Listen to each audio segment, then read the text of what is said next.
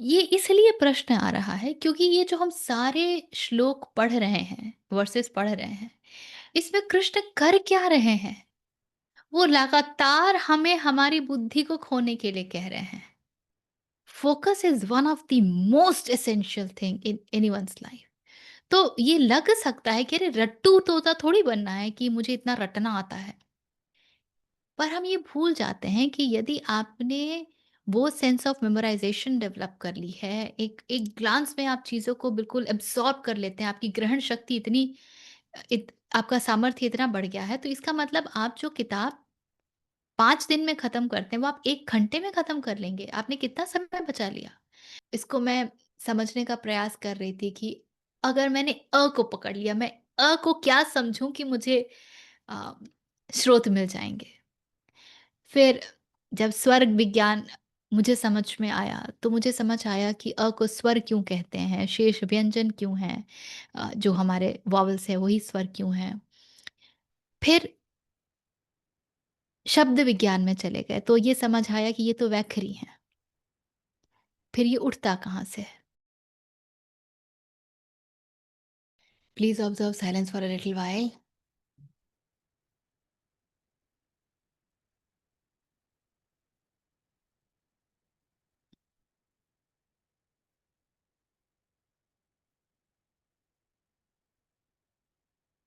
Get centered, get grounded.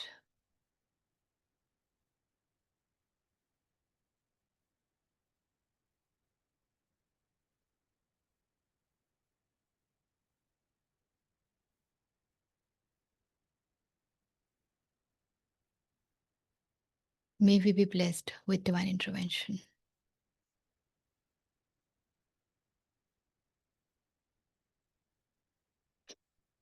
नमस्कार, अभिनंदन, स्वागत है। सो दिवाली का समय दिख रहा है, अटेंडेंस इतना बढ़िया है। बट एनीवेज, श्री हरि को याद करने के लिए तो कोई दिन, अब हर दिन ही शुभ है। सो 14वें तक हमने किया था, 13वें अध्याय में है हम। वहां तक किसी को कोई प्रश्न है, कुछ है जो हाँ, बोलना चाहते हैं, डिस्कस करना चाहते हैं? ना, ओके। तो कुछ चीजें हैं जो थोड़ा सा मुझे लगा कि हम लोगों ने बहुत जल्दी जल्दी स्किम कर दिया, और इसलिए एक बार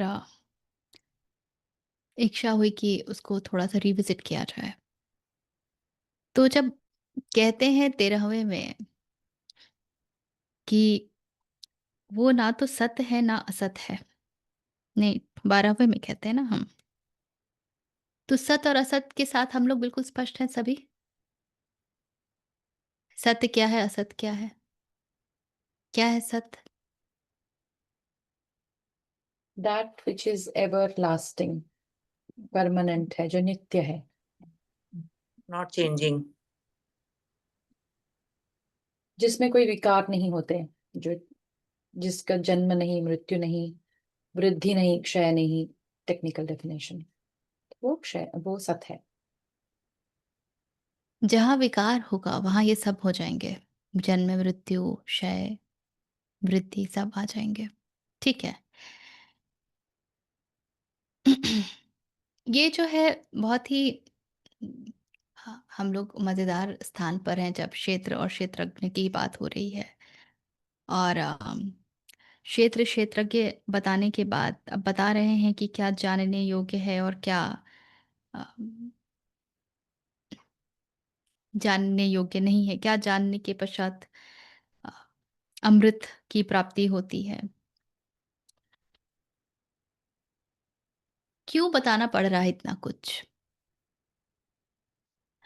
मनुष्य जो है 2 अवस्थाओं में बिल्कुल स्थापित होता है, स्टेबल होता है। वो होती है एक, या तो वो आत्मस्थ हो, वो आत्मा में स्थित हो, और दूसरी होती है कि वो प्रकृति में स्थित हो, प्रकृतिस्थ हो। यदि वो आत्मा में स्थित है तब उसकी स्थिति अहम ब्रह्मास्मि के जैसी है। मैं सब कुछ हूँ। मैं यदि दिन हूँ तो मैं रात भी हूँ। मैं यदि अच्छा हूँ तो मैं बुरा भी हूँ। मैं सब कुछ हूँ। तो तर्क बुद्धि का कार्य खत्म हो जाता है। जजमेंट्स, ओपिनियंस का कार्य खत्म हो जाता है। अहंकार शून्य हो जाती है ना? लेकिन मजेदार बात यह है कि प्रकृति स्थित होने में भी स्थिति यही होती है। जो प्रकृति स्थित है, वो बिल्कुल प्रकृति ने उसको जैसे बनाया है, वो वैसे चलेगा। जैसे आप एक खरगोश को साग खिलाने का प्रयास कर लीजिए, वो नहीं खाता है। शेर को आप घास नहीं खिला पाएंगे, क्योंकि उसकी प्रकृति वैसी है। That's their constitution. तो जो प्रकृति में स्थित है, उसके पास भी चॉइस नहीं है, कोई विकल्प नहीं है। जो आत्मा में स्थित है, उसके पास भी कोई विकल्प नहीं है, क्योंकि वो सब कुछ ही है, तो विकल्प कैसा? ये या वो तो बोल ही नहीं सकता। जो प्रकृति स्थित है, उसके पास भी कोई विकल्प नहीं है, क्योंकि यदि गाजर है तो बस गाजर ही है और कुछ भी नहीं। तो विकल्प तो तब होगा ना जब दो की संभावना आए, दिस और that. When it is very clearly only this, फिर विकल्प कहाँ है? तो वहां भी अहंकार नहीं हो सकता, जो प्रकृति में स्थित होता है। और दोनों ही स्थिति में अतः समर्पण पूर्ण होता है। प्रकृति स्थित में भी व्यक्ति स्वयं से कोई निर्णय नहीं ले रहा। पूर्ण समर्पण, जैसा बनाया तुमने मैं वैसे चलूंगा। मेरा ये कॉन्स्टिट्यूशन है, मैं ऐसे ही रहूंगा। उसमें कोई फेरबदल की संभावना नहीं। और आत्मस्थ होने में भी पूर्ण समर्पण। तो स्रोत ही चला रहा है, मैं कौन, मेरी क्या बिसात। और इसीलिए दोनों ही स्थिति में बुद्धि का कोई कार्य नहीं होता है ना? बुद्धि क्या करती है? बुद्धि विकल्प चुनती है ना, ये या वो। The power of discernment, discrimination. बुद्धि का दोनों ही रूप में कोई कार्य नहीं है। हम होते हैं बीच में। हम ना प्रकृति स्थित होते हैं और ना हम आत्मस्थ होते हैं। इन दोनों स्थिति में, प्रकृति स्थित और आत्मस्थ होने में बस इतना ही अंतर है कि जो प्रकृति स्थित होगा, उसमें आनंद की कोई भावना नहीं होगी। आप किसी घोड़े को खुश देखें, वेरी रेयर पॉसिबिलिटी। वो इमोशंस दिखा सकता है, नो डाउट अबाउट इट। आनंद को नहीं प्राप्त होता। वो उस स्टेट को नहीं प्राप्त होता जहां पर पेन एंड प्लेजर से छुटकारा है, नॉन डुअल। और जो आत्मस्थ है, वो आनंद में ही स्थापित है। This is why, despite having lot of similarity, आत्मस्थ होना हमारी नियति कह लीजिए, रुचि कह लीजिए, या हमारा ऑब्जेक्टिव कह लीजिए, एजेंडा कह लीजिए, वो है।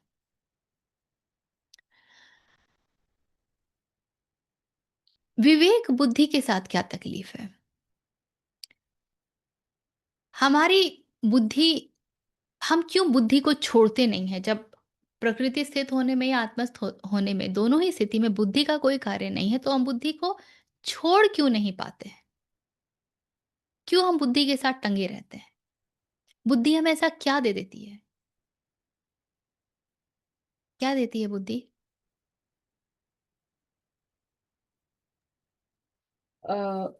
निश्चय करने का, मतलब बुद्धि में संकल्प विकल्प नहीं होता। तो आई वाज जस्ट थिंकिंग, मन संकल्प विकल्प देता है हमको और फिर बुद्धि चूज करती है। सो बुद्धि चॉइस करती है ना।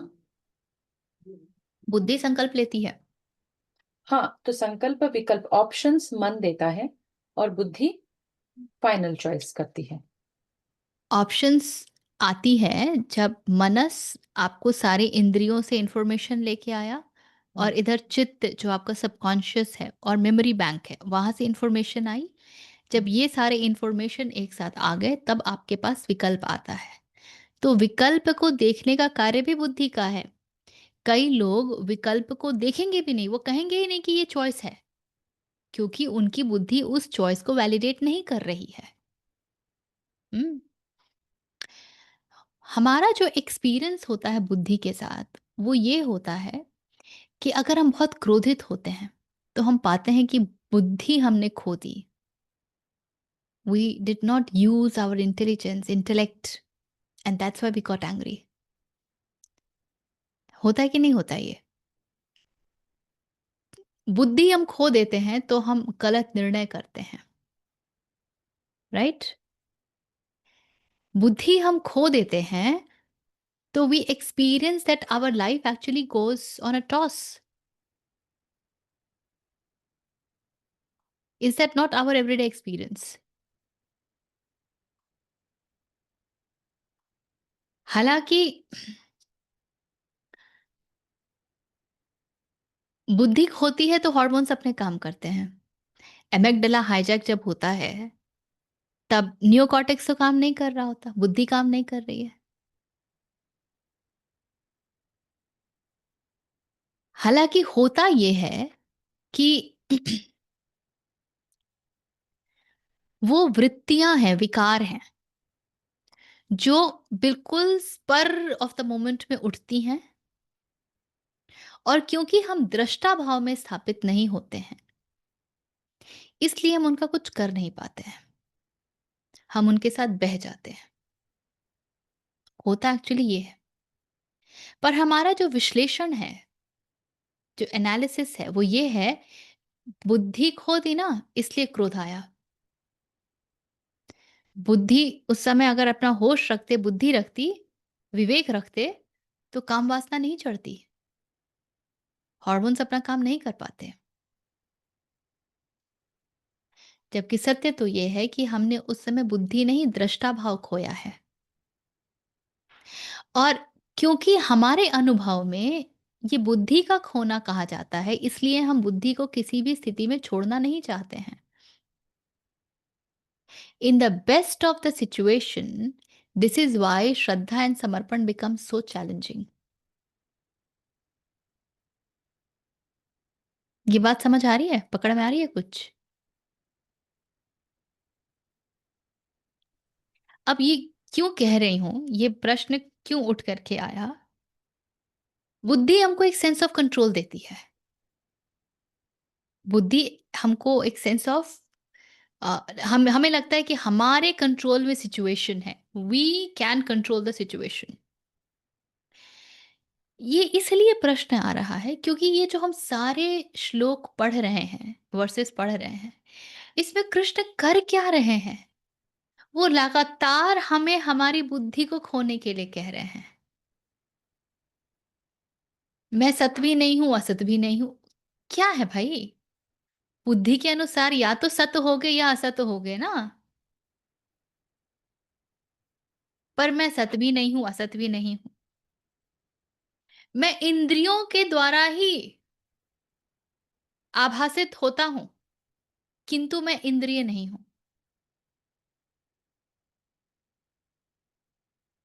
अब खोजते रही बुद्धि। Hands and feet everywhere, mouths and heads everywhere in the universe.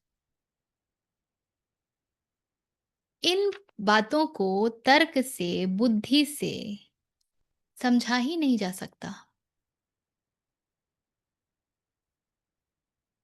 वो बार बार हमारी बुद्धि युक्त चेतना को चैलेंज कर रहे हैं और कह रहे हैं कि आत्मस्थ हो जाओ, समर्पित हो जाओ, श्रद्धावान हो जाओ।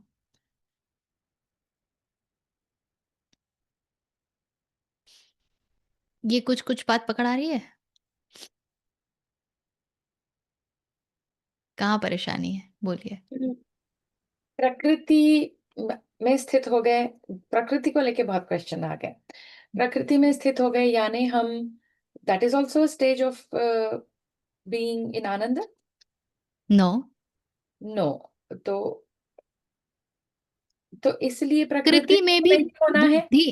हाँ, इस इसीलिए प्रकृतिस्थ और आत्मस्थ दोनों स्टेज में बुद्धि का काम नहीं है। तो right. Why aren't both stages equally good? ये पहला प्रश्न, कि जैसे हमारी प्रकृति कह रही है हम वैसा करेंगे तो क्या प्रॉब्लम है? द ओनली प्रॉब्लम इज़ अगर आप प्रकृति स्थित हैं, प्रकृति का अर्थ ये नहीं होता हमारी प्रकृति क्या कह रही है, फिर तो आप मन से चालित हो गए, आपकी प्रकृति तो आपके मन के द्वारा निकलती है ना? गुणों से, राइट? प्रकृति यानी हाँ, गुण। हाँ, प्रकृति स्थित होने का अर्थ है कि if you are made to do something in certain way, you do it only that way, you don't use your mind to do it any other way. हम्म। मनुष्य के साथ ये बड़ी विडंबना है कि वो प्रकृति स्थित नहीं हो सकता है, क्योंकि उसके पास ये बुद्धि है, उसको पता ही नहीं है कि प्रकृति स्थित होना क्या होता है। प्रकृति स्थित होना होता है जब हम किसकी ये कहानी है कि श्वेत केतु की है या किसकी है कि गायों के साथ भेज दिया कि 1000 गाय जब हो जाए तब आना। ऋषि ने कहा अपने अ, शिष्य से कि तुम इस एक गाय के साथ जंगल में जाओ और जब 1000 गाय हो जाए तब आना। ये उसको कहा गया और वो गया और वो गौओं के साथ ऐसा लग गया कि वो भूल ही गया कि मैं हूं और 1000 गाय हो गई, पर उसे होश ही नहीं है कि 1000 गाय हो गई और ऋषि ने मुझे वापस बुलाया था। By that time, the ego had dissolved. He had absolutely become like the environment. जैसा है वैसे ही। ओशो बड़े सारे एग्जाम्पल्स देते हैं कि एक बार एक शिष्य को कहा गया कि वो जो बांस है ना, बांस जैसे हो जाओ। बांस कैसा होता है? हॉलो होता है। You become hollow from with in, don't use your mind. वो कहता है शिष्य कि बांस जैसा हो जाओ माने क्या? वो बांस के जंगल में चला जाता है और वहां बैठ करके वो कहता फिर अब मैं मेरा कुछ मैं तय नहीं कर सकता।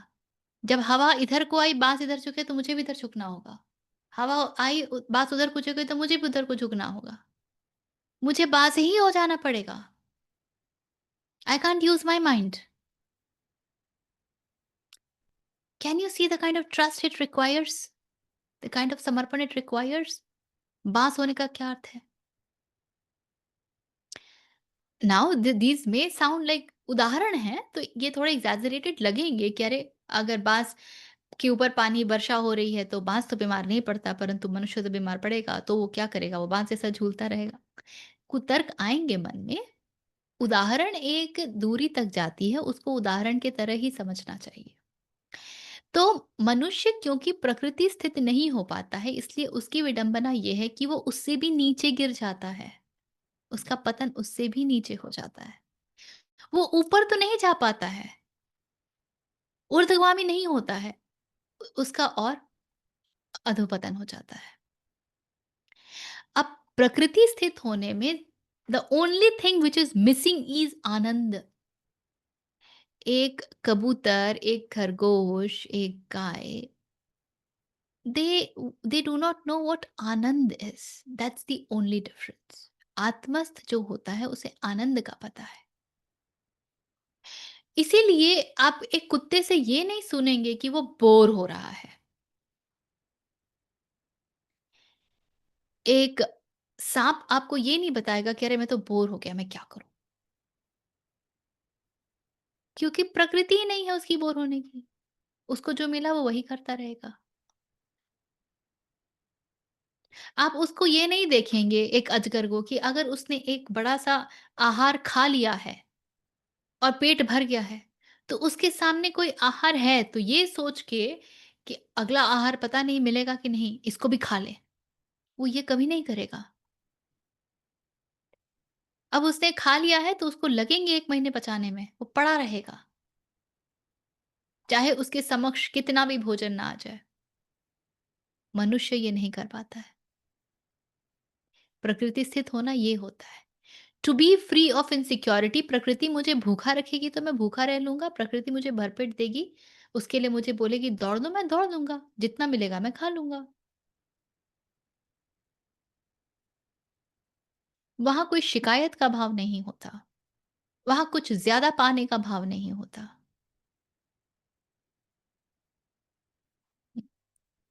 वहाँ पूर्ण समर्पण होता है। एक फूल जो है, वो ये नहीं कहता कि भाई ये तो मुझे तोड़ के ले जा रहा है, तो मुझे मुरझाना है कि मैं ज़िंदा रहूँ, और वो लड़ाई कर रहा है। उसकी प्रकृति है, उसे तोड़ लिया जाएगा तो वो कुछ समय में मुरझाएगा, और वो बिल्कुल लड़ाई नहीं करता है। वो बिल्कुल लड़ाई नहीं करता है कि अरे मैं मुरझा जाऊँगा। मनुष्य लड़ता है कि मुझे जीवित रहना है। मनुष्य लड़ता है कि मुझे जीवित रहना है।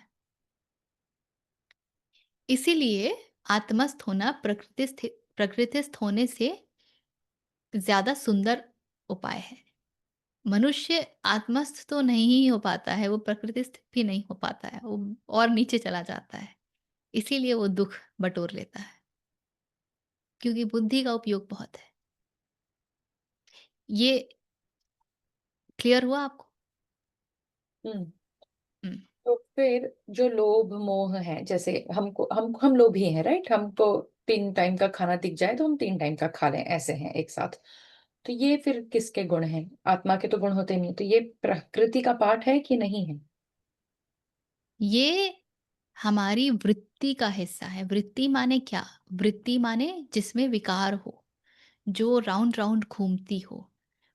और विकार क्या है? विकार ये है कि हमको डर लगता है कि हम असुरक्षित हैं। हमारा पूरा भय असुरक्षा का भय है। हमें हमें भय है कि we do not belong to any place. इसीलिए बिलॉन्गिंगनेस एक हमारी बहुत बड़ी मुसीबत बन जाती है। तो हमारे समय जब 3 समय का खाना आ जाता है तो हमें लगता है पता नहीं अगला भोजन कब मिलेगा और उसके लिए कितनी मेहनत करनी पड़ेगी। और मनुष्य में है तमस। फिर उसमें बुद्धि है, वो बोलेगा अरे मैं भोजन के लिए 1 घंटे दौड़ूँगा, अगर उसमें रजस ज़्यादा है, इससे अच्छा मैं वो काम ना कर लूँ, भोजन रख लो। और यदि उसमें तमस ज़्यादा है, तो बोलेगा अरे भोजन रख लो, अब मैं सो सकता हूँ। ठीक है? इसीलिए वो एक्यूमुलेट करता है, उसमें असुरक्षा का भाव बहुत ज़्यादा है, उसमें श्रद्धा नहीं है। उसे इस बात का बिल्कुल भरोसा नहीं है कि अगर भोजन नहीं मिला है, तो उसके लिए वही उचित है। That only is good for him. उसको इस बात का भरोसा नहीं होता है, क्योंकि वो हर समय अपने आप को कंपेयर कर रहा होता है, उसके पास अपने मापदंड हैं, वो तुलना में रहता है। वो हर समय ये चेक कर रहा होता है कि देखो, मेरे पास इतना है कि नहीं, this is the bare minimum that I should have. हुँ। और फिर हमारा सामाजिक तंत्र भी कुछ इसी तरीके से बन गया है। आप जंगल में जाकर के रहेंगे तो क्या आपके पास ज़मीन है, तो आपको रहना अलाउड है, नहीं है, दिस दैट। हमारे भोजन की प्रक्रिया बदल चुकी है, हमारा पूरा वातावरण बदल चुका है, स्वास्थ्य संबंधी विकृतियाँ हैं, बहुत सारी बातें हैं। ठीक है? और कुछ प्रश्न उठा? तो कृष्ण हमको बिल्कुल कहते हैं बुद्धि हिरा दो। हरि इसीलिए कहते हैं, हर लो, मेरी बुद्धि हर लो, मेरी परेशानी हर जाएगी। बुद्धि हेराई तो परेशानी अपने आप हेरा जाएगी। ठीक है? तो चलिए 15-16 पढ़ते हैं, एक साथ दोनों पढ़ते हैं। बुद्धि बिना क्या करेंगे, ये बुद्धि में ही नहीं बैठ रहा है। सच तो है ये ना? है। अगर रजस इतना होता है कि यदि समय मिल जाए और आराम कर लें, तो आई नो ऑफ पीपल जिनको ये परेशानी हो जाती है कि अरे मैं आराम कर रहा हूँ, shit, I have wasted time. क्योंकि मेंटल एंगेजमेंट को इतना वैल्यू दिया है कि हर समय उसको चलते ही रहना चाहिए। एम्प्टी होना पता ही नहीं। अब तो डिस्ट्रैक्शन भी हमारे पास एकदम उम्दा लेवल के हैं। तो यदि मौका मिलेगा तो कुछ क्षण आँख मूंद करके बैठेंगे नहीं। आज ही मैं सुन रही थी पॉडकास्ट संपदा नंद जी का, जिसमें वो अवधान की बात करते हैं। अवधान वो प्रक्रिया है जिसमें मेमोराइज़ेशन होता है, जो हमारी श्रुति परंपरा है। एक दिन में आप 5-5 हज़ार श्लोक याद कर लें, ऐसा। तो वो अवधान कैसे डेवलप होता है? विवेकानंद के लिए कहते हैं ना कि जब वो यूएस गए थे, लाइब्रेरी में पुस्तक बस पलट रहे हैं and he says that I have read the book, और अगले दिन उनसे पूछा जाता है कि अच्छा आप उस पेज में, ये किस पेज में है, क्या है बताइए, और वो बता देते हैं एंड पीपल आर एस्टोनिश्ड। वो क्या है? उन्होंने अवधान की प्रक्रिया में पारंगत हासिल किया। तो नतीजा ये हुआ कि just at a glance at the page and everything is with in insight. और अवधान के लिए सबसे विशिष्ट आवश्यकता क्या है? आप फोकस्ड हो जाएं। Focus is one of the most essential thing in anyone's life. तो ये लग सकता है कि अरे रट्टू तोता थोड़ी बनना है कि मुझे इतना रटना आता है। पर हम ये भूल जाते हैं कि यदि आपने वो सेंस ऑफ मेमोराइजेशन डेवलप कर ली है, एक एक ग्लांस में आप चीज़ों को बिल्कुल एब्जॉर्ब कर लेते हैं, आपकी ग्रहण शक्ति इतनी आपका सामर्थ्य इतना बढ़ गया है, तो इसका मतलब आप जो किताब 5 दिन में खत्म करते हैं वो आप 1 घंटे में खत्म कर लेंगे। आपने कितना समय बचा लिया। आप एक ही बात को रेफर करने के लिए बार बार पुस्तकें खोलते हैं, अब आपको आवश्यकता ही नहीं है, आपको वो तुरंत स्मरण में आएगा। तो वो फोकस हमारी लाइफ में है ही नहीं। रजस और तमस एकदम छाए हुए हैं और हमारा पूरा वातावरण हमें उसके लिए बहुत सारे चीजें प्रदान करता है। चलिए 15-16। बहिरन्तश्च भूतानाम् अचरं चरमेव च सूक्ष्मत्वात् तदविज्ञेयं दूरस्थं चान्तिके च तत्। बहिः अन्तः च भूतानां। बहि is outside, antah within. So outside and within, bhutanam, in all beings, everything, the panchabhut. अचरम चरम एवच। अचरम अनमूविंग, जो चर नहीं है, अचरम। चरम एंड मूविंग, एवच एंड ऑल्सो। सूक्ष्मत्वात्, because of its subtlety, it's so subtle, सूक्ष्म। तत्, it, अविज्ञेयम, incomprehensible, अविज्ञेयम, incomprehensible। दूरस्थ, it's very far। where it is स्थित? it is स्थित in दूर, दूरस्थ, दूरस्थम। च, अंतिके, and अंतिके, अंतिके is near, very within। च tat, and it is within and without and within all beings, unmoving and moving also, because of its subtlety incomprehensible, subtly incomprehensible, it is far and near. Hmm? And 16, अविभक्तं च भूतेषु विभक्तमिव च स्थितं भूतभर्तृ च तज्ज्ञेयं ग्रसिष्णु प्रभविष्णु च। अविभक्तम, indivisible, च bhuteshu, in beings, च is and bhuteshu, in beings, vibhaktam, divisible, eva च स्थितम, as if and existing in all. So as if existing. Bhuntar भूतः भृति, सॉरी भूतः भर्तृ। भर्तृ किसको बोलते हैं? जो भरण पोषण करता है, the sustainer. Sustainer of whom? भूतः, सभी भूतों का, ऑफ ऑल बीइंग्स। च एंड तत्, दैट, ज्ञेयम, to be known, known as what? ग्रसिष्णु, प्रभ विष्णु। प्रभ विष्णु कहते हैं क्रिएटर को, ग्रसिष्णु कहते हैं एनिलिटर को। च indivisible yet existing as if divisible in beings, that is to be known as sustaining, annihilating, and creating all beings. Do you see what is happening? He is demolishing every possibility of we thinking without and within all being. तो अगर without भी है और within भी है तो वो तो सब जगह है ना, तो हम डिविजन कहाँ से क्रिएट करें? बड़ा सुंदर एग्जाम्पल देते हैं, और ये सर्वप्रियानंदा जी हमेशा बोलते हैं इस उदाहरण के विषय में, और this is a very common उदाहरण इन द शास्त्र।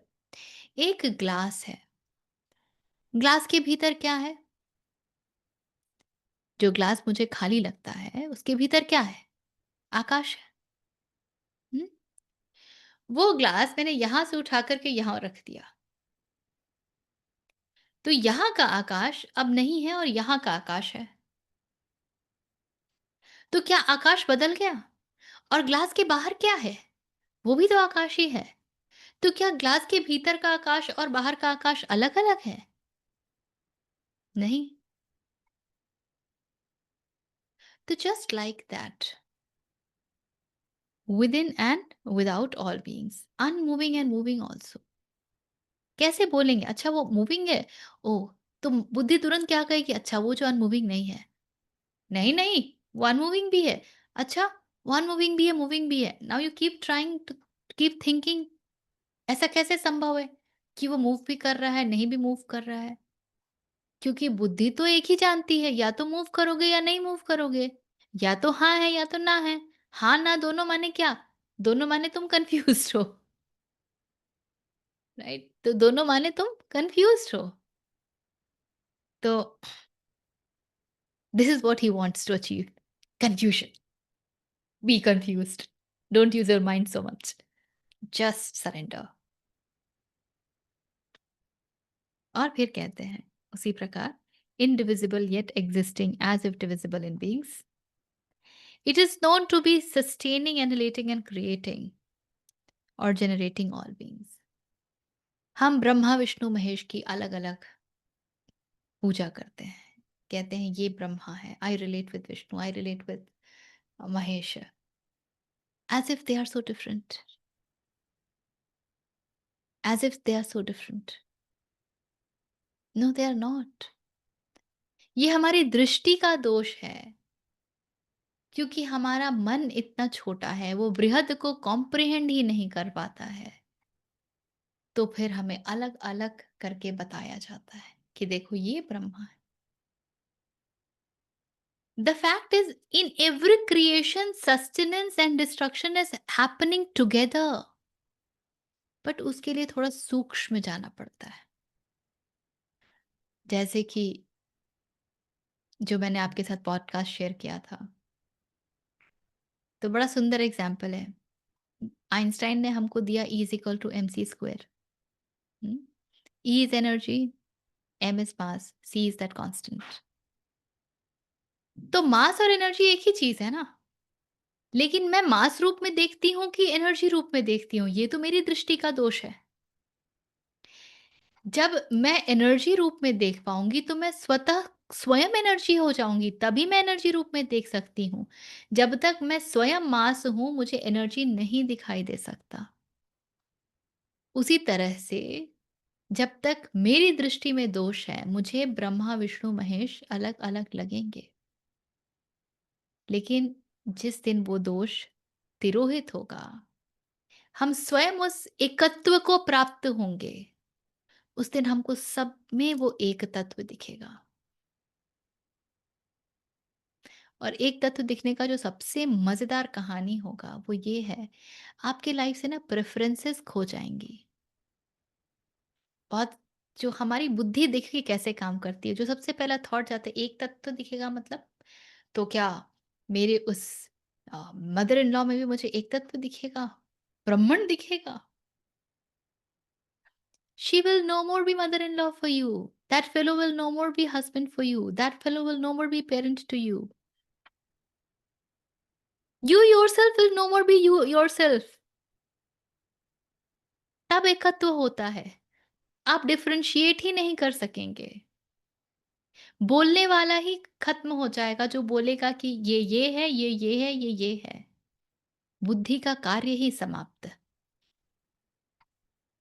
तो वहाँ पे ये बातें समझ आएँगी, जो कृष्ण चाहते हैं। अभी तो बस वो चाहते हैं कि हम अपनी बुद्धि को हिरा दें, खो दें। 17 कर लेते हैं, फिर समाप्त करेंगे आज, विराम लेंगे। ज्योतिषामपि तज्ज्योतिस्तमसः परमुच्यते ज्ञानं ज्ञेयं ज्ञानगम्यं हृदि सर्वस्य विष्ठितम्। ज्योतिषाम of lights, api tat jyotihi, even that light, tamasaha param uchyate, is said to be tamas to we know, param also we know, uchyate. So the light even of lights, it is said to be beyond darkness. Jnanam gyeyam, knowledge of that, jnana gamyam, which is to be known, hridi. Acha, gamyam is the goal of knowledge. Gyan is that which is to be known. Gamyam is the goal of knowledge, and Hridi is in the heart. Sarvasya Vishthitam, of all. Vishthitam is, it is sitting there, it is dwelling. The light, even of lights, it is said to be beyond darkness. He is knowledge, that which is to be known, the goal of knowledge, dwelling in the hearts of all. The light, even of lights, Ken Upanishad. आंखों का आंख कौन है, नेत्रों का नेत्र कौन, कर्णों का कर्ण कौन, कौन सी वो शक्ति है जो सबको ऊर्जित करती है। बल्ब तो जब जलता है तो हमको दिखता है ना, इतने सारे बल्ब जल गए, उस बल्ब के पीछे कौन सी ऊर्जा है, to understand it in a metaphorical way. तो light even of lights, that which gives light even to light,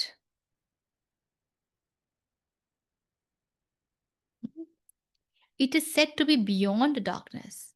What is beyond darkness? What is darkness? जहाँ प्रकाश नहीं है, माने प्रकाश नहीं होता है तो क्या होता है?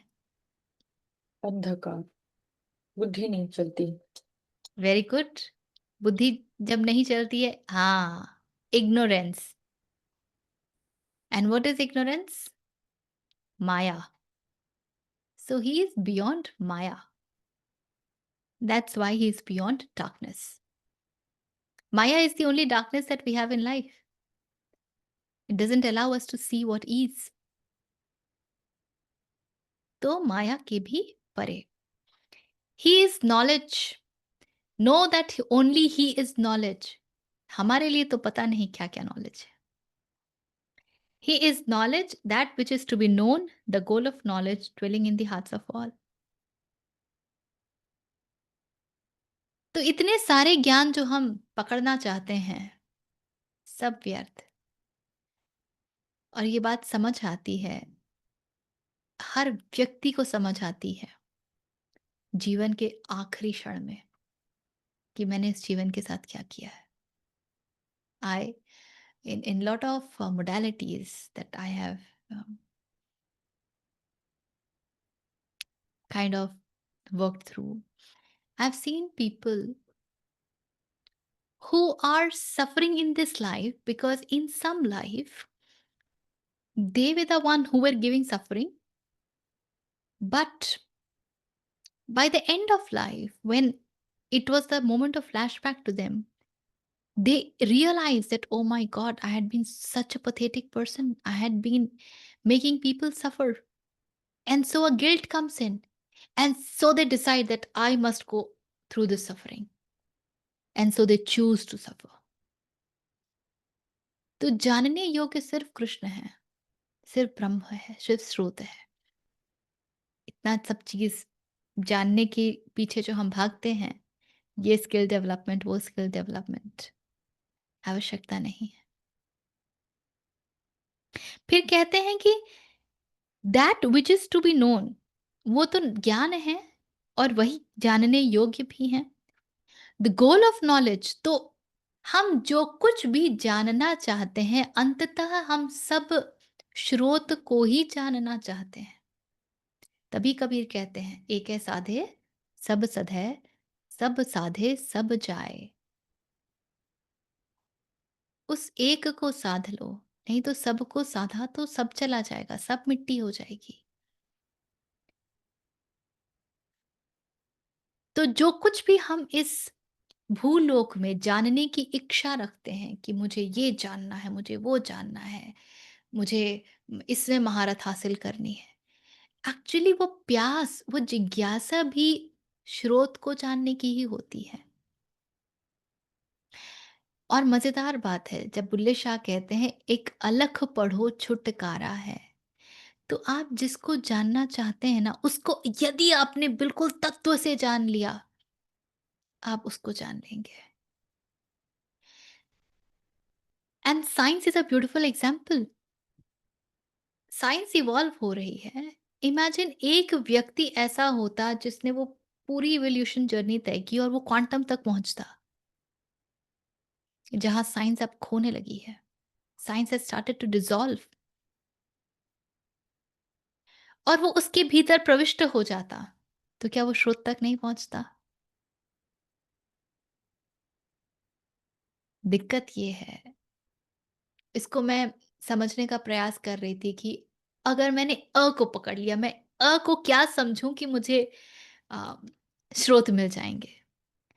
फिर जब स्वर्ग विज्ञान मुझे समझ में आया, तो मुझे समझ आया कि अ को स्वर क्यों कहते हैं, शेष व्यंजन क्यों हैं, जो हमारे वॉवल्स है वही स्वर क्यों हैं। फिर शब्द विज्ञान में चले गए, तो ये समझ आया कि ये तो वैखरी हैं। फिर ये उठता कहाँ से है? फिर आप वहाँ चले जाते हैं कि ये उठता कहाँ से है। फिर आप वैखरी से पहुँचते हैं मध्यमा तक उस यात्रा में। मध्यमा से पहुँचते हैं पश्यंती तक। जब ये ऋषि को दिखा कि अ होता है, अस्वर होता है, और जब ऋषि को दिखा, फिर आप वहाँ से चले जाते हैं, रिग्रेस करते हैं तो परा में। परा is that state, is the श्रुत। पर उस अ को पकड़ के वो यात्रा करनी पड़ती है, तो छुटकारा अपने आप हो जाता है। इसीलिए सभी नॉलेज का ध्येय असल में वही है। लेकिन क्योंकि हम उस नॉलेज का उपयोग इधर-उधर करने लगते हैं, तो हम असल गोल को भूल जाते हैं। और मज़ेदार बात ये है कि यदि असली गोल याद भी आ जाए ना, तो वो स्किल-फिस्किल हम सब छोड़ देंगे। हम बोलेंगे डायरेक्ट रास्ता, कृष्ण कहते हैं ना कि मैं यहीं खड़ा हूँ, या तो सीधे स्पष्ट मेरे पास आओ, नहीं तो जाओ मेरी माया है, घूम के आओ। तो फिर हम क्यों घूमेंगे? जब तुम घूम जाओगे माया में और थक जाओगे, तो तुम स्वतः ही मेरे पास आओगे।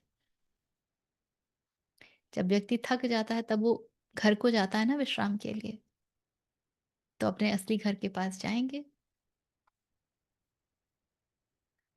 तो वो जानने का उद्देश्य भी वही है, dwelling in the hearts of all. Now he is telling us how should you approach this knowing. He is dwelling in the heart. तो यदि जानना है तो हृदय में उतरो। ये है मार्ग, और कोई मार्ग लोगे तो भटकाव के अलावा कुछ नहीं मिलेगा। यदि जानना है तो हृदय में उतरो। मांडुक्य उपनिषद कहता है हृदय की गुहा में छुपा हुआ है। So it is so deep with in. तब पतंजलि कहते हैं कि now is the time that you do pratyahar, pull all your senses inward, and then get into dharana. So what is happening? You are singularly focused at your heart. Science now proves that the brain is electric, heart is magnetic. That's why we have electromagnetic field, जिसको हम aura कहते हैं, around us. जो जो कुछ भी हमारे senses लेकर के आते हैं वो सब हमारे शरीर में इलेक्ट्रिकल सिग्नल्स में कन्वर्ट हो जाता है। दो electrical signal goes to the brain, brain firing happens and the process happens. But the field of heart is 50,000 times stronger than that of brain. That's the power. इसलिए हृदय में उतरिए। महर्षि रमन हर समय हृदय हृदय हृदय करते थे। It's in your heart, it's in your heart, it's in your heart. ठीक है, तो आज यहाँ विराम करेंगे। कोई प्रश्न वगैरह है तो। हृदय में कभी हमारे मैनिपुलेशंस, होशियारी, ये सब नहीं होता ना? This is all in the area of बुद्धि। यस, वहां बुद्धि से बिकम्स हमेशा क्रूकेड। एक, वहां हृदय से हमेशा एक सहज ऑप्शन आता है उभर के। यस, हृदय इज सरल, हृदय इज हम्म। कंपैशन, करुणा, हृदय इज वननेस। बुद्धि में जाकर ये करेंगे तो ये होगा, ये करेंगे तो ये होगा, इसमें मेरा ज्यादा भला है, इसमें कम, सामने वाला ये बोलेगा, तो ये सारा जो कैलकुलेशंस, ट्रांजैक्शन।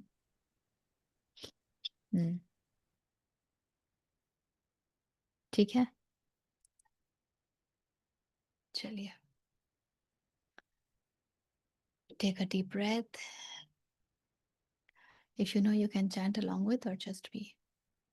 ॐ पूर्णमदः पूर्णमिदं पूर्णात् पूर्णमुदच्यते पूर्णस्य पूर्णमादाय पूर्णमेव अवशिष्यते। ॐ शान्ति शान्ति शान्तिः।